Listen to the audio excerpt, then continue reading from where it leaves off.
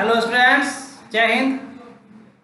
जैसा कि आप जानते हैं कि ये क्लास 12 का वीडियो लेक्चर है और मैं इस लेक्चर में रे ऑप्टिक्स का डीपीपी नंबर 3 का सॉल्यूशन करने जा रहा हूं, जो रिफ्लेक्शन ऑफ लाइट पर बेस्ड क्वेश्चंस हैं।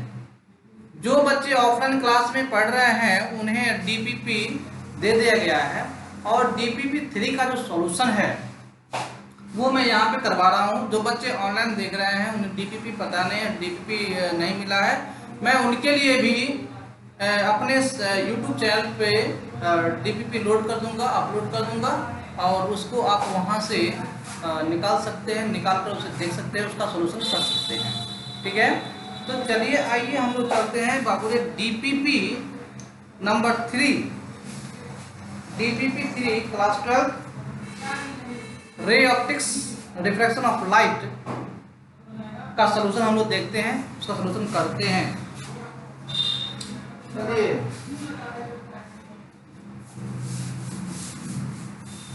देखिए, यदि क्वालिटी आप लोगों को लो दिख रहा हो तो आप अपने मोबाइल से इसका क्वालिटी बढ़ा सकते हैं। आप लोग 360 DPI पे जो ना इसको आप देखिए, अच्छा रहेगा, अच्छा दिखेगा उसमें। चलिए डीपीपी 3 निकालिए ऑप्टिक्स का और उसका पहला क्वेश्चन कह रहा है कि calculate the speed of light in glass of refractive index mu का मान दिए हुआ है 1.5। Given speed of light in water is 2.25 × 10⁸ metre per second.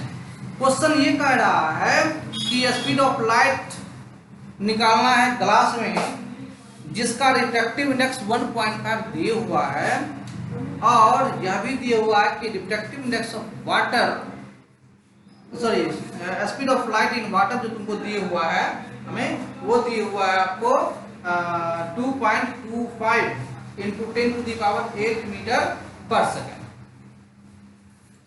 चलिए ध्यान दीजिए बाबू,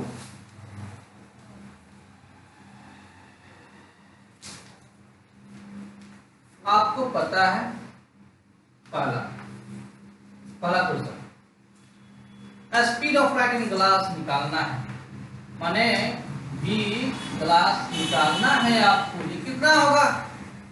म्यू ग्लास आपको पता है कि ये दिया हुआ है, म्यू ग्लास का मान है 1.5। ये भी दिया हुआ है velocity of light, speed of light in water equal to 2.25 × 10⁸ metre per second. ये आपको पता है, इसमें दिया गया है। और आप ये भी जानते हैं कि रिफ्रैक्टिव इंडेक्स ऑफ वाटर जो होता है वो होता है 1.33, 4/3। ये होता है रिफ्रैक्टिव इंडेक्स ऑफ वाटर। ये इतना आप जानते हैं, ये हम लोगों को पता होता है।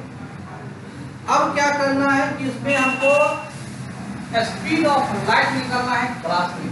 स्पीड ऑफ लाइट ग्लास में हमको निकालना है। तो हम लोग क्या करेंगे, हम जानते हैं, आपको पता होगा, हम जानते हैं कि म्यू इक्वल टू क्या होता है, C/V।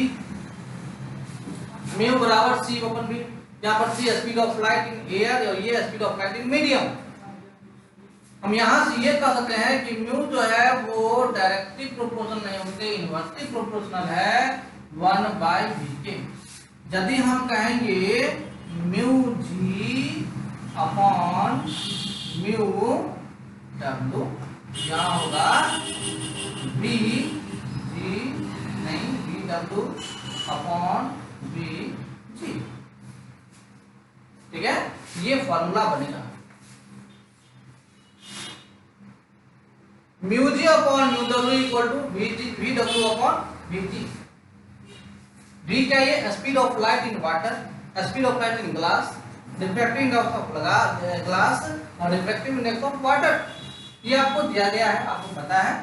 Refractive index of water है 1.5 अपॉन इसका दिया गया कितना, इसका कितना होता है, ये होता है आपको 1.3 का ये, या फिर 4/3 दिया हुआ है,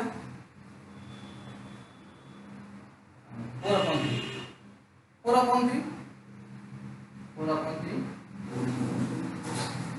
equal to velocity of water आपको पता है 2.25 upon velocity of glass.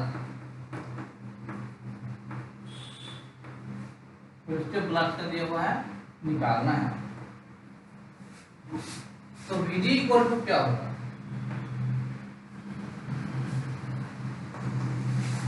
Vg equal to क्या होगा? 2.25 इंटू 10 टू दी पावर 8, और ये चीज यहाँ मल्टीपल हो जाएगा इंटू 4/3 अपॉन कर दीजिएगा इसको, ये यहाँ का जाएगा 1.5 यहाँ आ जाएगा। इसको काटेंगे हम लोग, इसको उतारिए, इसको हम लोग क्या करेंगे, काटेंगे। तो कैसे कटेगा ये? आप लोग वीडियो पॉज करके इसको देख सकते हैं, ठीक है? उतार लीजिएगा वीडियो पॉज करके, इसको काटेंगे। हम क्या करेंगे, ये जो 2.225 है तो इसको 2.25 into 10 to the power 8 into ऊपर में क्या है 4 है, अपॉन क्या हो जाएगा ये 1.3 इंटू 4/3। सही है। पॉइंट हटाएंगे तो यहाँ पर जाएगा, इसको हटाएंगे यहाँ पर आएगा, ये काटिए, ठीक है। 15 25 होता है, 15 हो गए यहाँ पर 5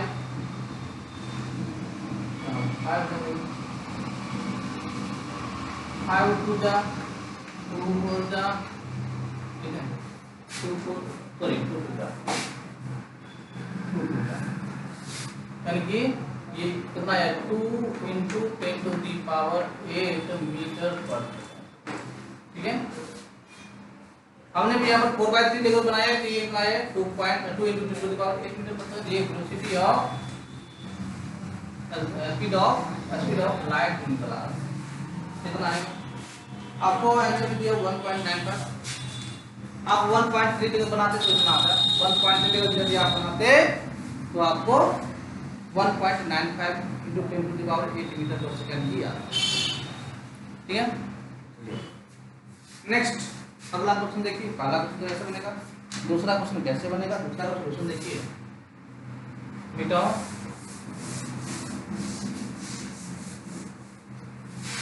आप लोग वीडियो पॉज कर लीजिए और नोट कर लीजिए।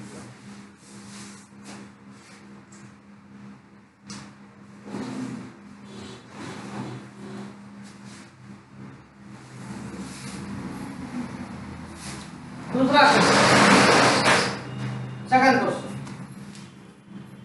दूसरा क्वेश्चन कह रहा है कि ray of light is incident at an angle of 30 degree on one face of rectangular slab of thickness 8 cm. Find the lateral shift produced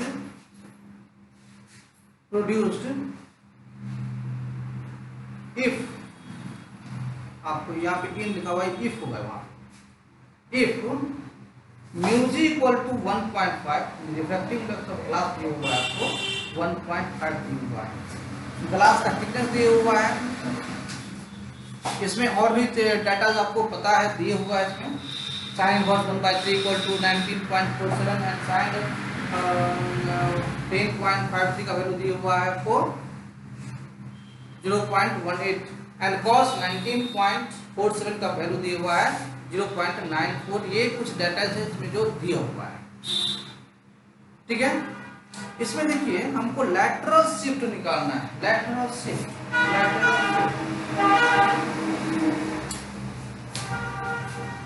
हमने ऑफलाइन क्लास में लैटरल शिफ्ट का एक फॉर्मूला हमने बताया था,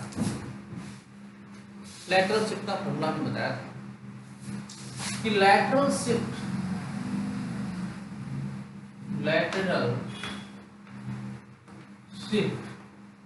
इक्वल टू होता है T into sine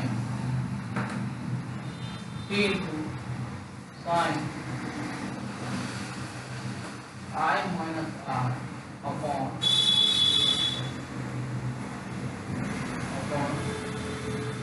sin R,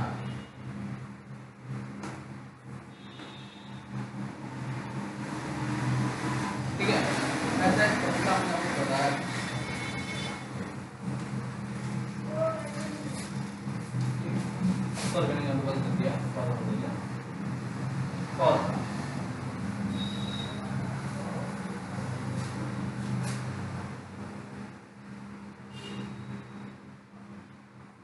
ठीक है, ऐसा मैंने फॉर्मूला बताया था t into sin I minus r by cos r। ये फॉर्मूला होता है जो मैंने आपको बताया था, ये लैटरल शिफ्ट का फॉर्मूला है। लैटरल शिफ्ट को किसी चीज से डिनोट करते हैं, सपोज मान लीजिए d से हमने डिनोट कर लिया लैटरल शिफ्ट को, लैटरल शिफ्ट को मैंने d से डिनोट कर दिया। तो d equal t into sin I minus r by sin cos r, ये फॉर्मूला होता है लैटरल शिफ्ट। ठीक है, आपको इसमें क्या क्या चीज दिया हुआ, I का मान दिया हुआ है, ठीक है, I का मान दिया हुआ है, T का मान दिया हुआ है, I इक्वल टू है 30 डिग्री, I 30 डिग्री आपको दिया गया। T का वैल्यू दिया गया इतना, ये है आपको ये आपका 8 सेंटीमीटर है, 8 सेंटीमीटर।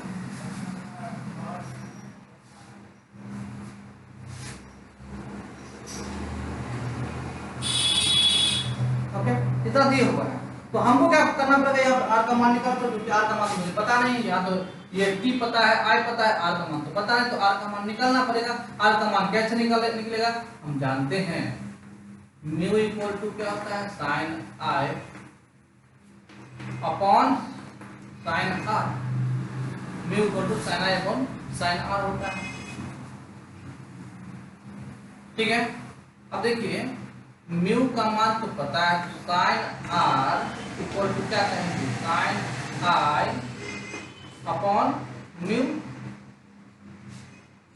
और म्यू क्लास कितना था 1.5, यानी कि यहाँ पे क्या करेंगे हम साइन 30 बाई 1.5 इक्वल टू क्या होगा साइन 30 कितना था 1/2, 31/2 इंटू क्या होगा 1.5 इक्वल टू 1/3, और साइन r का मान होगा 1/3, तो r इक्वल टू क्या होगा साइन इनवर्स 1/3।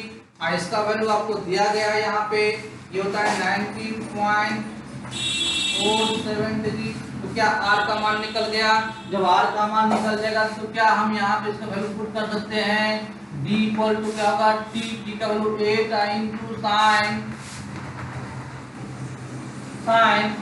कितना होगा 30 degree, I minus r 30 degree minus r का मान आया आपको 19.47 अपॉन cos r, माने cos r का वैल्यू क्या दिया हुआ है, क्या है आपको r का वैल्यू 19.47 दिया है। इसका वैल्यू पुट कर देते 8 इंटू साइन कितना हो जाएगा, ये इसमें से हम इसको माइनस करेंगे तो ये 20 10 ये रहेगा तुमको 10 सॉरी साइन 10.57 कितना होगा, अपॉन क्या करेंगे cos 19.47 इतना वैल्यू होगा, और आपको साइन 10.57 का मान तो सॉरी यहाँ 10.53 का वैल्यू पता है, दिया हुआ है आपको गिवन है ये, यानी 8 इंटू 0.18 अपॉन 0.94, जब इसको काटेंगे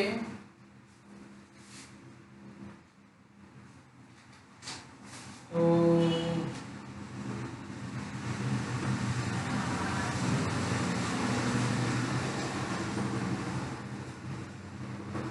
1 पॉइंट कितना आएगा अपॉन 0.94, इसको जब ये देखेंगे तुम लोग ये अप्रोक्स 1.5 सेंटीमीटर के आसपास आएगा इसका आंसर।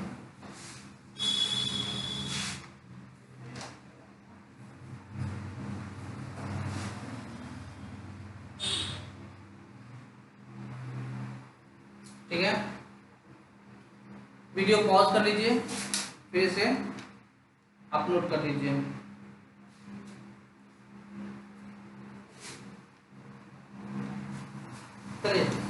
क्वेश्चन देखिए, अगला क्वेश्चन, नेक्स्ट क्वेश्चन कह रहा है the velocity of light in glass is 2 into 10 to the power 8 meter per second and in air it is 3 into 10 to the power 8 meter per second.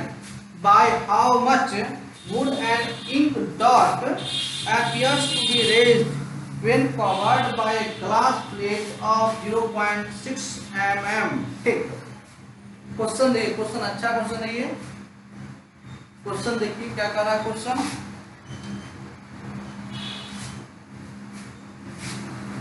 Question कर रहा है कि glass slab है जो 0.6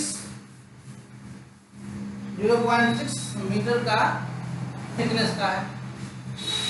glass slab का जो thickness है वो है 0.6 मीटर, 0.6 मीटर का थिकनेस है। अच्छा, इसके बाद ये क्वेश्चन कर रहा है कि अगर यदि ग्लास में एयर का ग्लास में लाइट का स्पीड जो है वो 2 into 10 to the power 8 metre per second है, और एयर में जो ग्लास का लाइट का जो स्पीड है वो है 3 into 10 to the power 8 metre, माने speed of light in air 3 into 10 to the power 8 metre per second, ये तो जानते ही हैं। और speed of light in glass कितना है, 2 into 10 to the power 8 metre per second. ये क्या है, speed of light in glass, speed of light in air. ठीक है, तो बोल रहा है कि एक 0.6 मीटर थिकनेस का ग्लास स्लैब है जिसको रखा गया है वो डॉट पे, इंक का डॉट, ये इंक का डॉट। तो यह इंक का डॉट कितना उठा हुआ प्रतीत होगा, मतलब लैटरल शिफ्ट हमको निकालना पड़ेगा, कितना उठा हुआ महसूस होगा, कितना उठा हुआ, लैटरल शिफ्ट कितना होगा वो निकालना है हमको। नहीं, मान लीजिए लैटरल शिफ्ट डी है, डी, अरे मान लीजिए लैटरल शिफ्ट क्या है, डी, तो हमको डी निकालना पड़ेगा, लैटरल शिफ्ट। और आप जानते हैं कि लैटरल शिफ्ट इक्वल टू क्या होता है, लैटरल शिफ्ट नहीं, लैटरल शिफ्ट का हमने फार्मूला पढ़ा था, जैसे बोलते हैं अपरेंट डेप्थ, नहीं लैटरल शिफ्ट अपरेंट डेप्थ को भी बोल सकते हैं, अपरेंट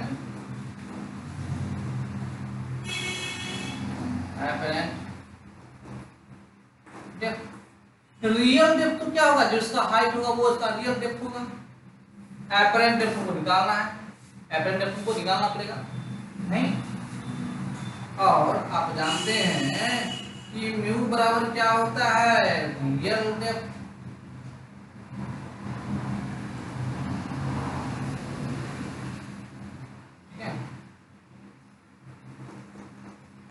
अपॉन अपरेंट डेप्थ, ये होता है real depth upon apparent depth, mu equal to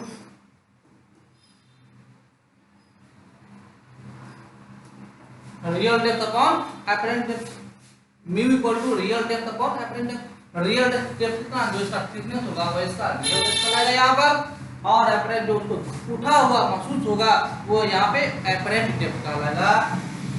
ठीक है, या लैटरल शिफ्ट भी कर सकते हैं, लेकिन लैटरल शिफ्ट हम लोग यूज करते हैं खासकर रिफ्रैक्शन वाला केस में, जो नहीं रे ऑफ लाइट जो अपने ओरिजिनल पाथ से शिफ्ट हो जाता है कितना, उसको लैटरल शिफ्ट करते हैं। तो लैटरल शिफ्ट का वर्ड यहाँ पे हम लोग यूज नहीं करेंगे, हम लोग यूज करेंगे अपरेंट डेप्थ करेंगे।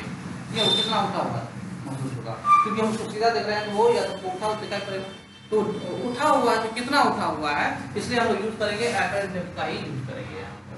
ठीक है, तो देखिए आप जानते हैं कि mu equal to C by V होता है। आपको तो म्यू पता नहीं है, यदि आपको म्यू पता हो जाए तो म्यू पता होने के बाद आपको अपरेंट डेप्थ मालूम चल जाएगा, और आपको रियल डेप्थ दिया हुआ है म्यू मालूम हो जाएगा, तो आप अपरेंट डेप्थ निकाल सकते हैं। तो म्यू का मान पहले निकालिए, म्यू इक्वल टू होता है सी बाय वी, सी का वैल्यू होता है 3 into 10 to the power 8 metre per second upon 2 into 10 to the power 8।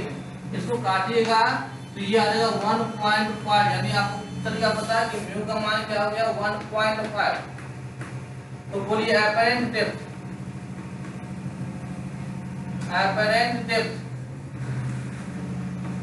Equal to क्या होगा, एपरेंट डेप्थ इक्वल टू क्या होगा, तो हम लोग कैसे निकालेंगे इसको, एपरेंट डेप्थ इक्वल टू होगा real depth, real depth upon mu, और apparent depth equal to real depth कितना है 0.6 बाय ये म्यू कितना है 1.5 काट दीजिए 0.4 मीटर, 0.4 मीटर आपको ये आंसर आ जाएगा।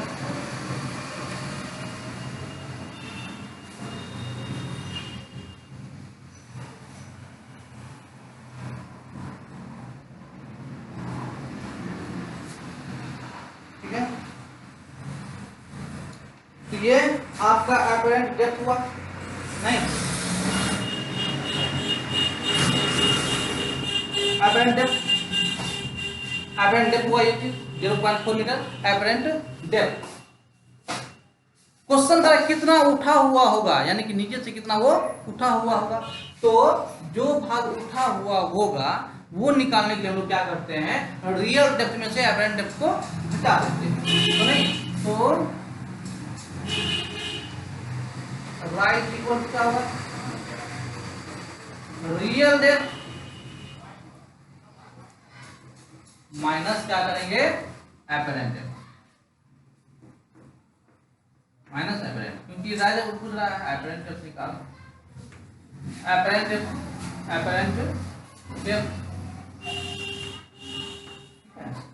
राइट इक्वल टू क्या होगा, रियल डेप्थ में से एपरेंट डेप्थ को घटा देंगे, रियल डेप्थ में से एपरेंट डेप्थ को घटाना होगा, राइट इक्वल टू क्या आएगा तुमको, ये 0.6 माइनस 0.4 कितना हो जाएगा 0.2 मीटर का राइज होगा, ये उठा हुआ होगा, इतना उठा होगा नहीं, लेकिन उसका एपरेंट डेप्थ होगा, जो आभासी गहराई होगी वो 0.4 मीटर होगा, रियल कितना होगा तो वो होगा 0.6, तो रियल है, और कितना राइज उठा होगा, राइज कितना होगा, वो राइज होगा तुमको 0.6 मीटर, सॉरी 0.4 0.2 मीटर, ओके।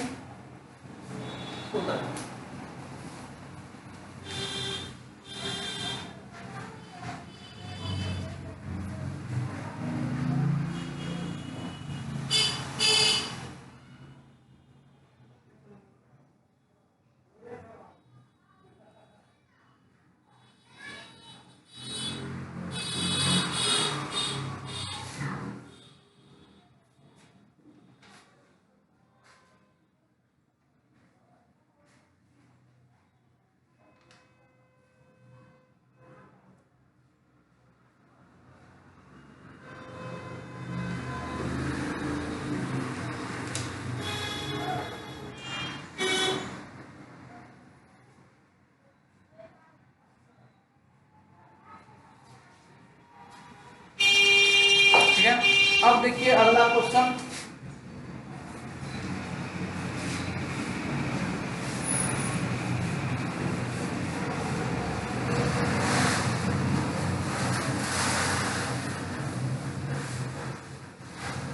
अगला question, next question question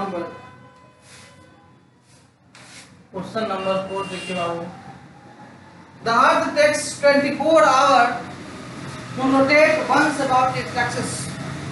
How much time does the sun take to shift by 1 degree when viewed from the earth? Question कर रहा है कि पृथ्वी जो है हमारी वो 24 घंटा में एक पूरा चक्कर कर लगा लेती है, एक पूरा चक्कर ना अपने एक्सिस पर क्या करते हैं वो रोटेट कर देती है अपने एक्सिस पर, ठीक है।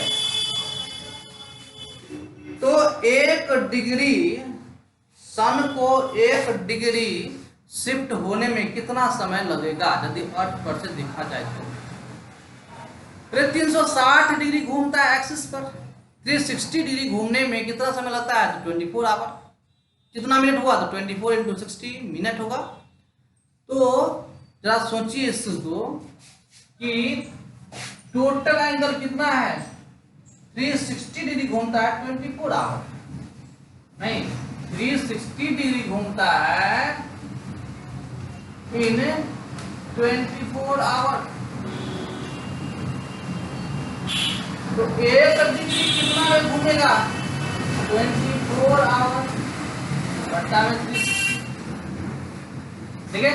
तो 24 को मिनट में कन्वर्ट करो तो 24 इंटू 60 बट्टा में कितना होगा 360, 0 से 0 तो 36, 6 चौक 24 में 4 मिनट 4 मिनट। मान कि ये जो हमारी पृथ्वी है इसको 1 डिग्री शिफ्ट होने में कितना समय लगता है, तो लगता है 4 मिनट का समय, 4 मिनट का समय लगता है 1 डिग्री शिफ्ट होने में, ठीक है।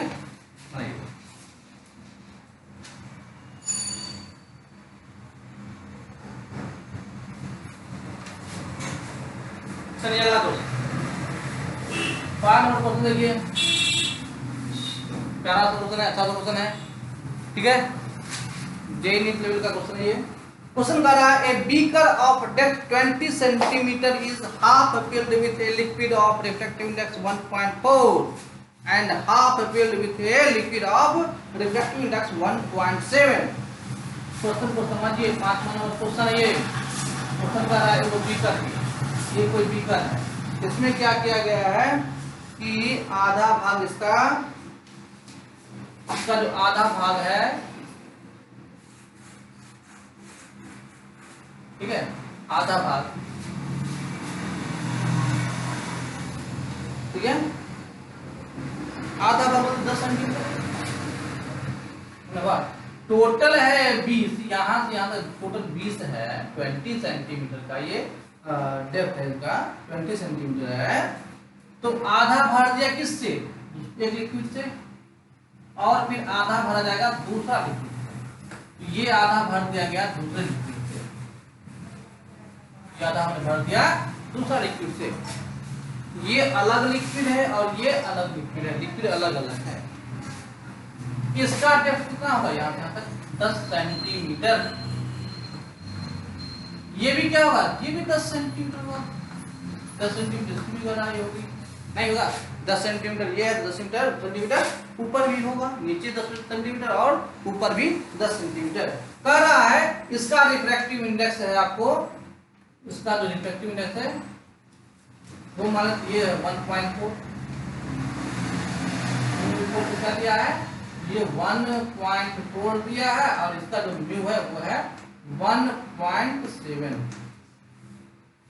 रिफ्रैक्टिव इंडेक्स दिया है एक का 1.4 और एक का दिया है 1.7। तो कह रहा है कि एक सिक्का पड़ा हुआ है, calculate the apparent depth of a coin lying at the bottom of the beaker assuming that liquids do not mix with each other। इसमें कह रहा है कि एक सिक्का यहाँ पड़ा हुआ है, यहाँ पर एक सिक्का पड़ा हुआ है, एक सिक्का यहाँ पड़ा हुआ है, तो इस सिक्के का अपरेंट डेप्थ निकालिए कितना होगा। देखो यदि लिक्विड अलग अलग हो और वो नहीं मिल रहा है, मिक्स नहीं कर रहा है, लिक्विड अलग अलग हो, मिक्स नहीं कर रहा है, उसका हाइट दिया हुआ है, तो इसके लिए एक शॉर्ट फार्मूला समझो कि अपरेंट डेप्थ इक्वल टू क्या करेंगे, अपरेंट डेप्थ निकालना हो यदि इस पॉइंट का, तो ये इक्वल टू क्या करना, इसका लंबाई कितना है, मान लो d1 डेप्थ नहीं गहराई, इसका जो ये है हाइट h1 बाय μ1 प्लस क्या करना है h2 bye μ2, h1 bye μ1 plus h2 bye μ2, आपको ये कर देना है।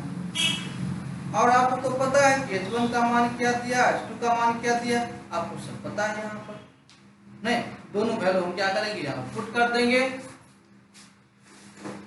h1 का मान क्या है, 10 है, 10 दिया नहीं, 10, क्योंकि टोटल 20 तो आधा आधा क्या है 10 ये, तो 10 बाय 1.4 प्लस 10 बाय 1.7, ठीक है।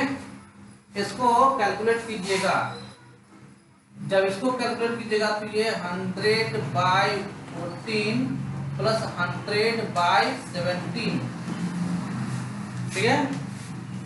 14 हो जाएगा, डिवाइड कीजिएगा तो 7.14 और 5.8, ये अप्रोक्सीमेट 13.02 के आसपास आ गई। इसको डिवाइड कीजिए, ऐड कर दीजिए, डिवाइड कीजिए, ऐड कीजिए, तो ये आपको 13.202 सेंटीमीटर के आसपास आएगा इसका।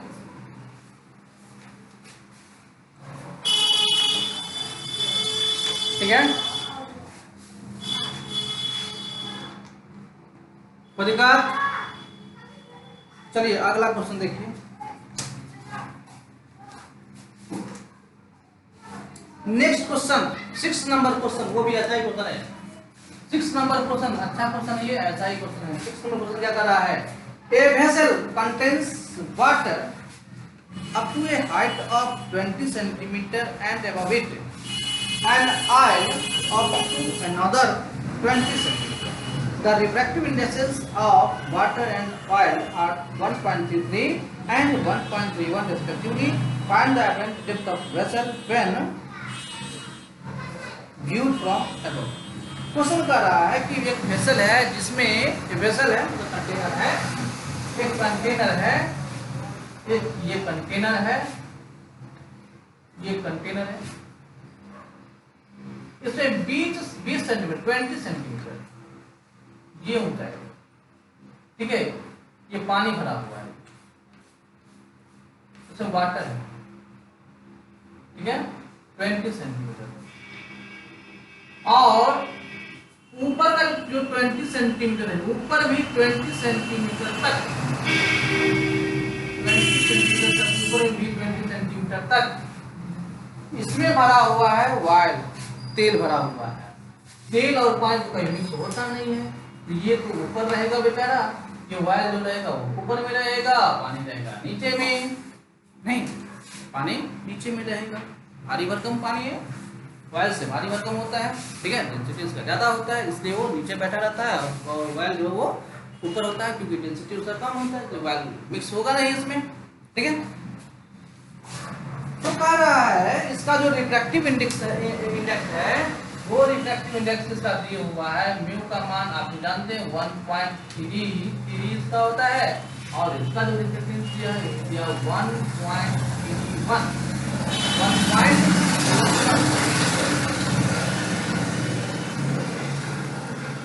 ठीक है, ये दिया हुआ है। हम लोग क्या करेंगे कि हमें निकालना क्या है, तो इसका अपैरेंट डेप्थ निकालना है, ठीक है, अपैरेंट डेप्थ निकालना है इस वेसल का, मान लीजिए बॉटम है, बॉटम में इसका अपैरेंट डेप्थ निकालना है, कितना अपैरेंट डेप्थ इसका होगा वो निकालना है। हम जानते हैं short formula D equal to क्या करना है, H1/μ1 plus H2/μ2। D equal to H1 का वैल्यू क्या 20 बाई क्या कर देंगे हम लोग 20/1.33 प्लस 20/1.31 कर देना है। बाबू इसको सॉल्व कर लो। सॉल्व करने के बाद ये आपको 2000 हो जाएगा, ये 2000/133 प्लस 2000/131 कितना आएगा, इसको सॉल्व करेंगे तो इसका जो अपैरेंट डेप्थ है इसका जो वैल्यू आ जाएगा वो आपको करीब 30.4 सेंटीमीटर है। इसको कैलकुलेट कीजिएगा 30.4 सेंटीमीटर के आसपास है, ठीक है। इस तरह से DPP3 का सारा सलूशन हम लोग कर लिए हैं, ठीक है। इसमें 6 क्वेश्चन थे, 6 क्वेश्चन हमने कर लिया। नेक्स्ट वीडियो में हम लोग DPP4 का देखेंगे सलूशन, ठीक है। थैंक यू, आप लोग उतारिए इसको।